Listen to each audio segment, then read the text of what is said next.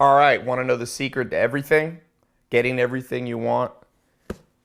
Today's show is about the great Arnold Schwarzenegger.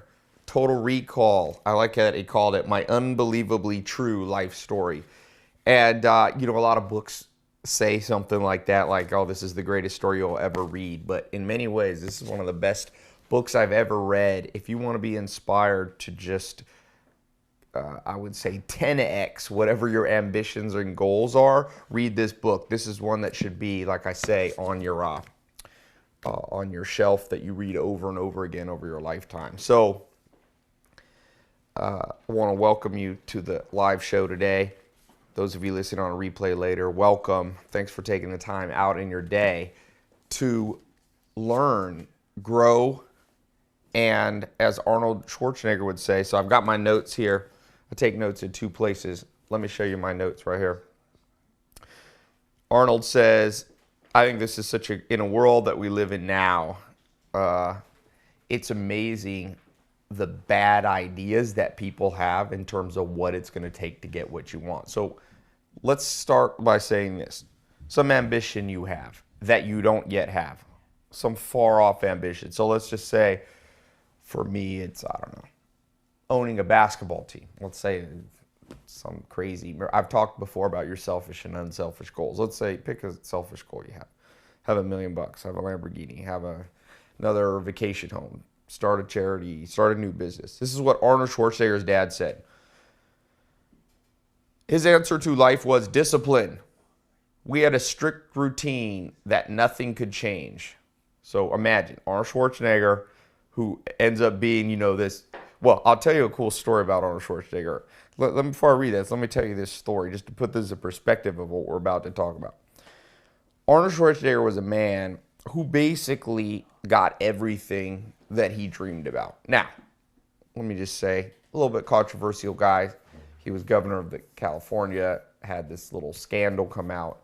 Some people tend to fixate on that about Arnold Schwarzenegger, which I think is, in some ways, I think it's laughable that our human brain focuses like that, but it's also understandable. If you talk to an evolutionary psychologist, they would say we're all kind of robots. We gravitate towards the negative because it's in the story of your great, great, great, great, great, great grandparents, what I call the whisper of 10,000 generations in your brain, people who avoided negative, thinking about negative things about other people, sometimes were taken advantage of. And so they did not thrive quite as much as people who had this quote unquote gossip bias. So if you're one of those people and we all are, that instead of focusing in a way that I call the more enlightened mind, so a more enlightened mind basically says, my tendencies are towards this negative gossip bias. I want to pick up on cues that other people are, trying to steal from me, rip me off, cheat me. Know when to do that and when not to. And when you're reading the short story of Arnold Schwarzenegger, know that the story of Arnold Schwarzenegger is not about the infallibility of Arnold Schwarzenegger. It's not about his saint-like status. Because, as the great teacher said, whoever is without sin should throw the first stone. So read the book. Think of all that Arnold did. Little kid, dreamed about going to California, born in Austria, raised in Austria. Pulled it off. Dreamed about being able to be the world's top bodybuilder. Pulled it off. I think it was either 5, 6, or 7 times Mr. Olympia, Mr. Universe. Pulled that off. Then dreamed that he'd become a millionaire. What did he do? He started a mail order weights and exercise business. This is a long time ago, he's making $1 million. That was a lot of money. Pulled that off before he was 30. Also learned how to develop real estate here at the beach in Santa Monica. Taught himself how. Got mentors, learned how. He went out and of course, he did move to California. Then he decided he wanted to be an actor. Now, everybody said, this guy's not going to be able to be an actor. He could hardly speak English. Had that thick accent. Had that name, Schwarzenegger. People are like, you have to change that name. Nobody's going to be able to pronounce it.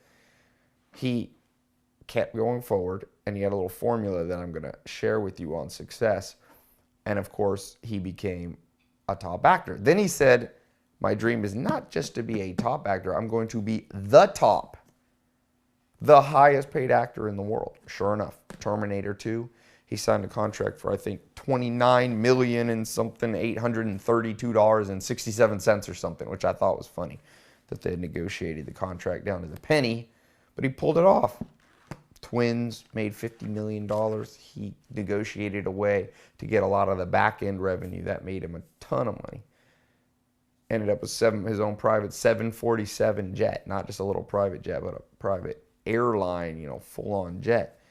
Then he dreamed about being at highest position he could as a foreigner or as a non-natural born American. He couldn't be the president, but he became the governor, the two-time governor of the United States. Sorry, not of the United States, of California, the largest state in America, you know, by revenue and population. So this guy is a dream creator and a dream actualizer.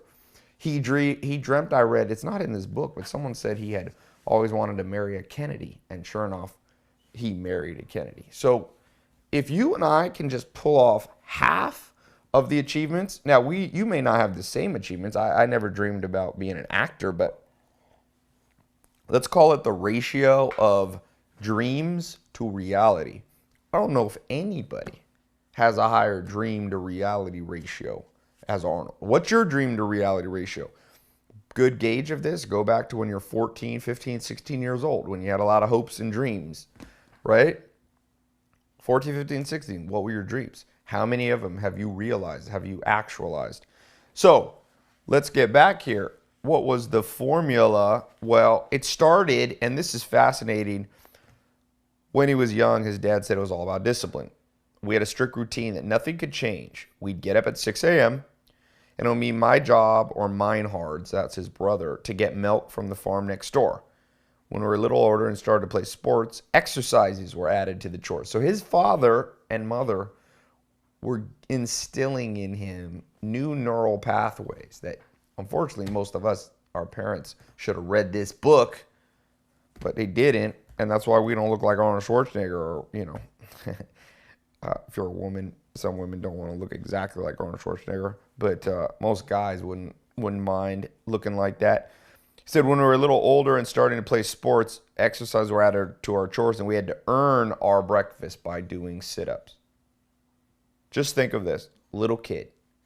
Before you eat breakfast, you had to earn it. Now, think of what happens to your brain with an installation of that mentality. Because you and I, for the most part, Joel Salatin, my first mentor, told me, he said, the problem is you and I grew up with a backwards mentality.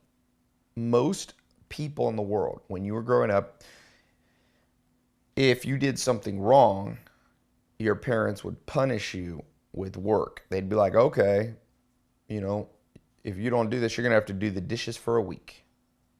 Oh, you're going to have to, you know, whatever, sweep the floor. I remember things like that. Maybe you remember. What is that instilling? That's instilling that a negative consequence is work. You know, work is a negative consequence. Whereas for Arnold, an action like working out was rewarded with the most, you know, primal of all rewards, food. Food. He wasn't punished with work. It was part of chores. That's one of the great things of growing up on a farm. If you ever, if you're one of those people lucky enough to grow up on a farm, you realized chores were never punishment. It's just everybody did them. They were part of life. To survive, you did chores. Now, 90% of the world now lives urban. It means the removal of all chores. If you haven't read the book, I recommend it on that. I'm doing these daily book deals, and I did one. It's, if you go to my site, it's the one Joel Salatin did called Folks, This Ain't Normal, where he said, you know, it's not normal if you look at the last 10,000 years of human civilization. It's not normal to not have chores. Arnold was lucky enough to have that. If you do ever have kids, think about what guys like Joel Salatin, and think about the story of Arnold. Do not negatively reverse engineer the brains of your children. And if you're single, don't have kids, go back into your own brain. And this is a little tough. It's tough to do, but I'll share some things that I've seen that work well. So here's what he said later in the book. He said, reps, reps, reps. So the first thing, if you're writing this down, I know some of you like to take notes. The first thing is you have to reprogram your brain doing actual stuff. So be careful how you reward yourself. Don't always reward yourself without some action being done before. Set little goals for yourself. Try Arnold's exact formula. Like Picasso said, good artists copy, great artists steal. Before you eat breakfast, lunch, or dinner, make yourself do 3 push-ups, 10 sit-ups. I know that seems crazy, but try it for 67 days. Some of you are in my 67 steps, the 67-day challenge, 1 video a day. And the reason I picked 67, why, is, well, University College London, the most cutting-edge research is now finding that's how long it takes to reprogram bad habits in your brain. And make no mistake, the things you don't like about yourself. Let me see, you can see this here. Here's today when you woke up. At every moment, you're presented with a crossroads. That's your life right there. This is called, in science, it's called heuristics. By the way, I'm going to be talking about how I got 1 million customers in my company as an entrepreneur from scratch, right? And how you can too. I'm going to be talking about the new rules of marketing. There should be a little button that pops up here. I do this show every day at 11:30 in the morning California time. And then you can also stay. I do a private seminar. You just click the little button. It's free to register. And we talk about money, finance, how to change your financial future, financial freedom. But let me give you a preview here in this Book of the Day TV show. For those of you who aren't watching, I'm drawing here on the board a split. So you have yes, no. It's kind of binary like a computer. So today you woke up. It's like, am I going to do sit-ups before I eat breakfast? Most people branch to the right. They go no. Then the next pop-up is, am I going to eat eggs or am I going to eat cereal or am I going to eat eggs? Yes, no. No, okay. Cereal, yes. Boom. And your brain makes thousands of these branches. Arnold, notice, he just branched a different direction because his parents instilled that in him. Are you going to do sit-ups before you eat? Yes. Boom. Then are you going to eat breakfast once you do 20? Yes. So notice, Arnold's life went off here to the left when most of ours went off to the right. And that's why Arnold Schwarzenegger was able to, make his hundreds of millions of dollars, realize his dreams. Remember, it's not about money. This story's not about money. It's about whatever your personal dream. Everybody's got a different one. It's like Pee Wee Herman in that Pee Wee Herman movie when he's talking to Simone. He goes, everybody has dreams. What's your dreams? And he says, in the movie, they said, but everybody has butts. Everybody has a butt. But I didn't get it because of this. And that's what this branching is. Your heuristical patterns branch off in the wrong direction. You have to branch in a direction towards what? Well, this is what he says. This is the magical formula. The formula nobody wants to talk about. There's a lot of books at Barnes & Noble, trust me, on success. A lot of them don't say this. And I find it interesting that Arnold Schwarzenegger is probably more successful than all of the books at Barnes & Noble almost combined on self-help and stuff. Here's his formula. All of that is reps. You have to practice each move. He's talking about different things he did in bodybuilding and film. Each move 30, 40, 50 times until you get it. From the bodybuilding days on into my acting days, I learned that everything is reps and mileage. Reps and mileage. The more miles you ski, the better a skier you become. The more reps you do, the better your body. I'm a big believer in hard work, grinding it out, and not stopping until it's done. The challenge appealed to me. How different is this mentality from what we're being pushed on? You know, there's a lot of books out there, what it takes to be successful and how you can work a few hours a day and have automated income, and you only have to work a few hours a week. You don't have to exercise that much. Just do a few minutes a day. Well, I like the mentality of starting in steps, right? I think that's great. Start out working out 5 minutes a day. If you're overweight, don't start out trying to work out 4 hours a day. You're going to hurt yourself. Start out 5 minutes a day, but the goal should be massive sets, massive reps and mileage.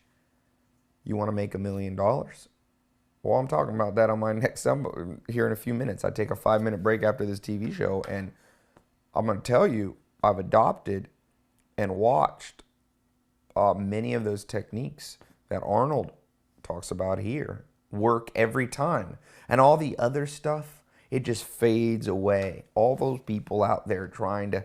There was a friend here, me and some friends went to see a movie last night. We saw the new Chris Rock movie.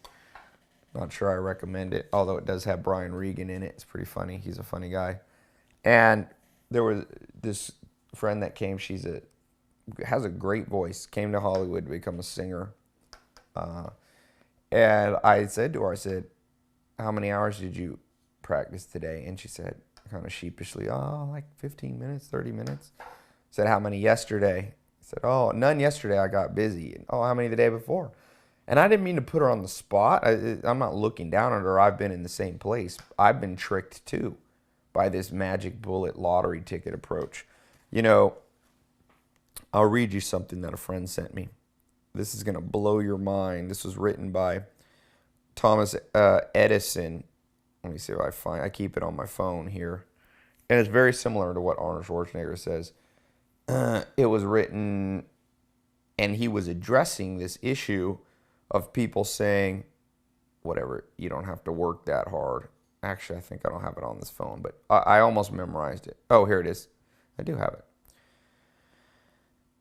It's Thomas Edison. He said, I am wondering what would have happened to me if some fluent talker, some slick talker, had converted me to the theory of the 8-hour day and convinced me that it was not fair to put forth my best efforts. I am glad that the 8-hour day had not been invented when I was a young man. If my life had been made up of 8-hour days, I don't believe I could have accomplished a great deal. This country would not amount to as much as it has if the young men of 50 years ago had been afraid that they might earn more than they were paid for, meaning been afraid of work. You know, the Amish, the word work, shafa, they call it, is like the highest word, the greatest word. If you want to get married, greatest compliment, you know, the girl you're wanting to marry, the guy you want to marry, is for their family to be like, oh, you want to marry so-and-so? Oh, yeah, he's a hard shafa, hard worker. In our society, things have gotten so turned upside down. And let me tell you why. I used to not believe this way. But over the years, it's becoming more obvious that this is the truth. Now, I'm not saying this from a standpoint of conspiracy. I don't believe there's one Illuminati, one person behind this whole thing. It's a general trend that's creeped in.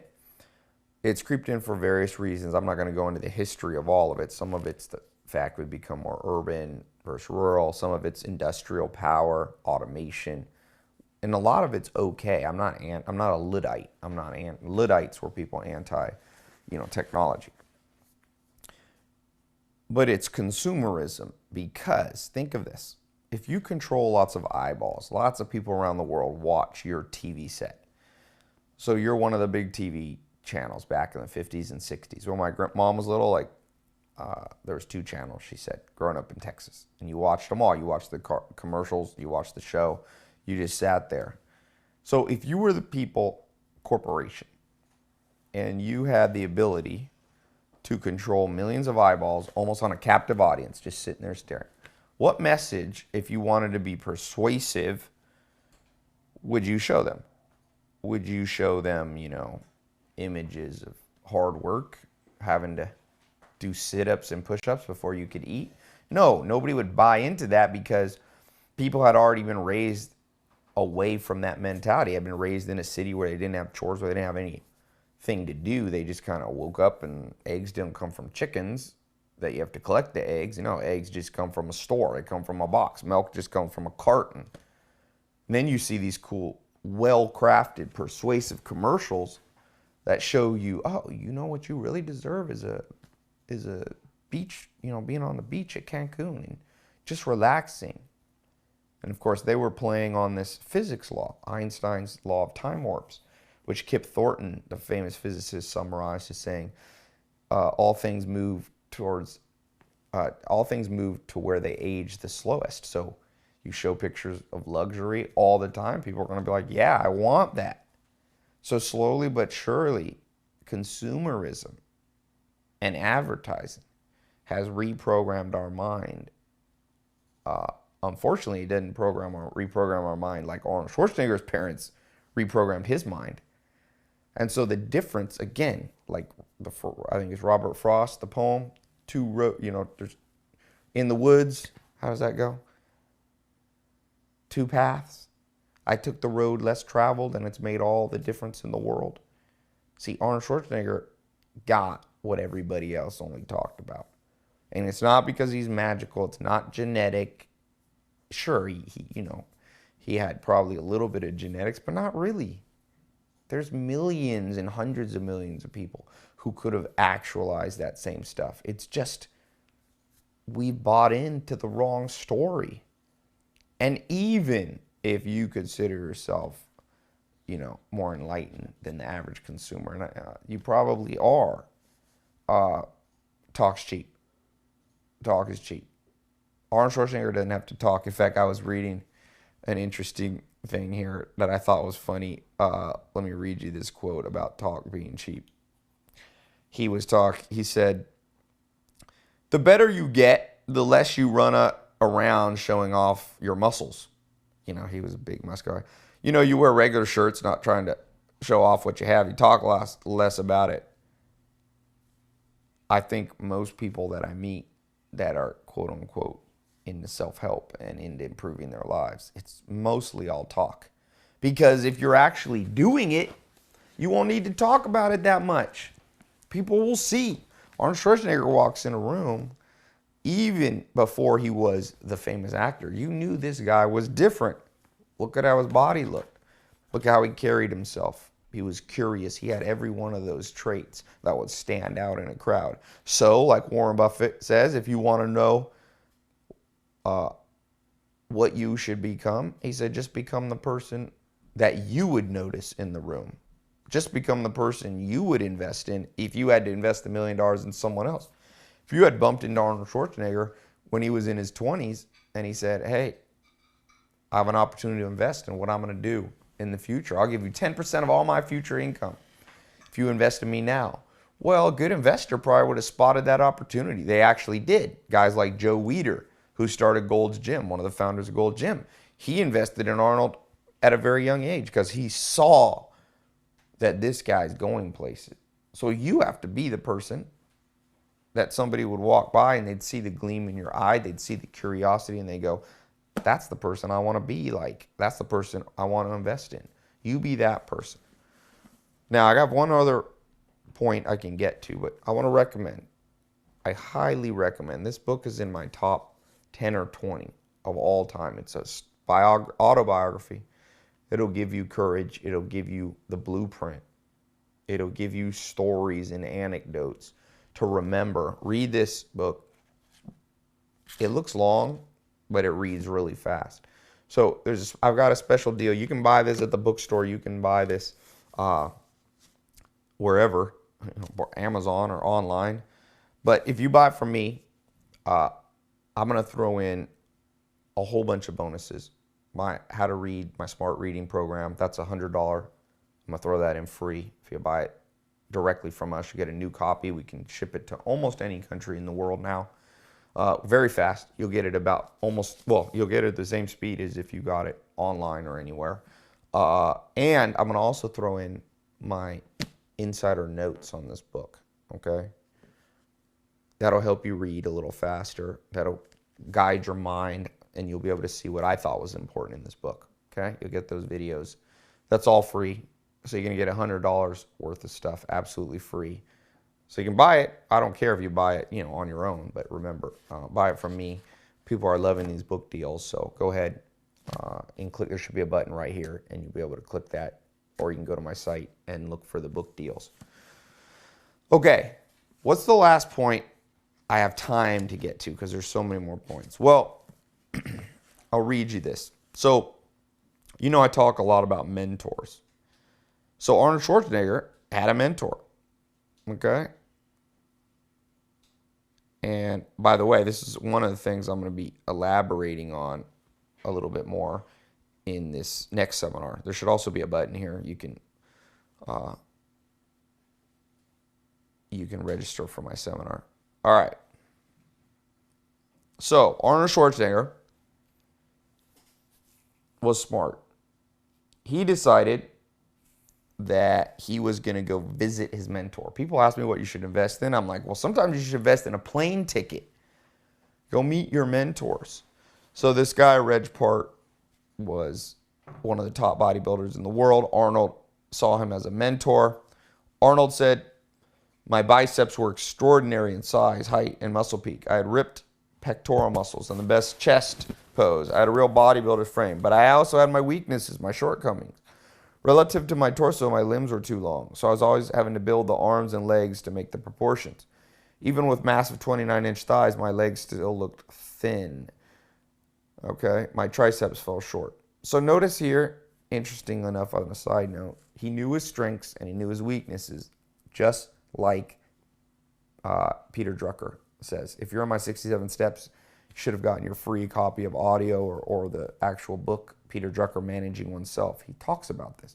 Most people think they know what they're good at. Most people are wrong. Even then, most people they think they know what they're weak at. Even then, most people are wrong. Yet you can only build on strength. So Arnold Schwarzenegger says to be successful, we must be brutal with ourselves and focus on our flaws.